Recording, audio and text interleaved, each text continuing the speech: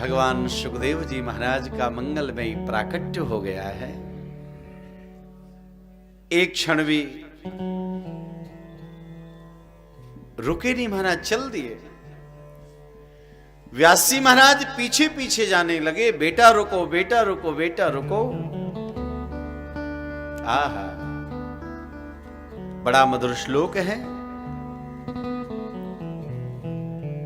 यम प्रव्रजन्तमनुपेतमपेत कृत्यम द्वैपायनो विरह का तरुआ जुहाव पुत्रेति तन्मयतया तरवो विनेदो स्तम सर्वभूत हृदयं मुनिमानतोस्मि।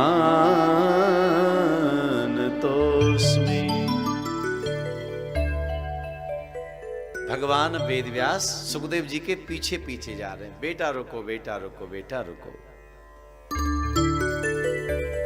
भगवत कृपा से पुत्र की प्राप्ति हुई हो। वर्षों के इंतजार में 12 वर्ष मां के पेट में रहने के बाद जिस बालक का जन्म हुआ हो और उस बालक का भली भांति मुख भी ना देखा हो, बालक तपस्या के लिए वन में जा रहा हो, उस ऐसे बालक को जाते हुए देख करके महाराज व्यास जी का मन विचलित हो गया। दौड़ने लगे, बेटा रुको, लेकिन भगवान सुखदेव नहीं रुके। इसका मूल कारण क्या है? वेदव्यास भगवान तो परम ज्ञानी है।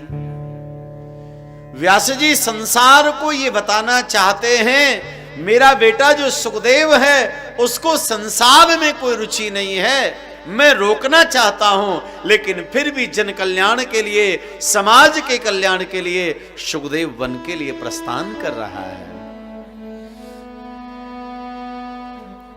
वृक्षों ने समझाया, वृक्ष बोलते थे महाराज,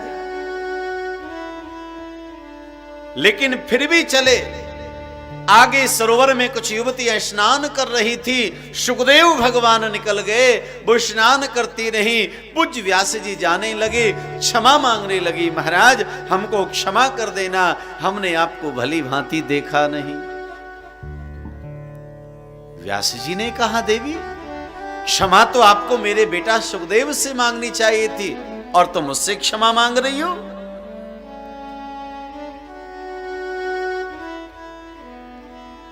आज वो युवतियां कहने लगी, हे व्यास जी क्षमा करना, आप हंस हैं।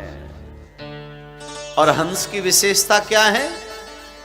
आप महाराज आधा लीटर दूध में आधा लीटर पानी मिला दीजिए और मिलाकर के एक पात्र में आप हंस के सामने रख दीजिए।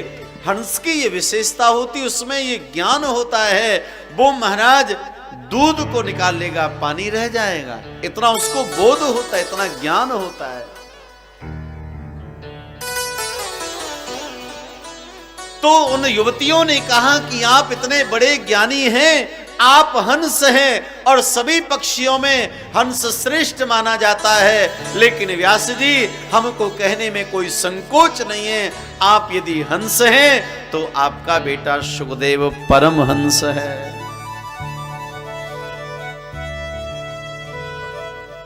ऐसे बेटा सुखदेव परमहंस को आप रोकिए नहीं। वो जन कल्याण के लिए जा रहा है, समाज के हित के लिए जा रहा है, उसे जाने दीजिए महाराज। व्यास जी लौट कर के आ गए।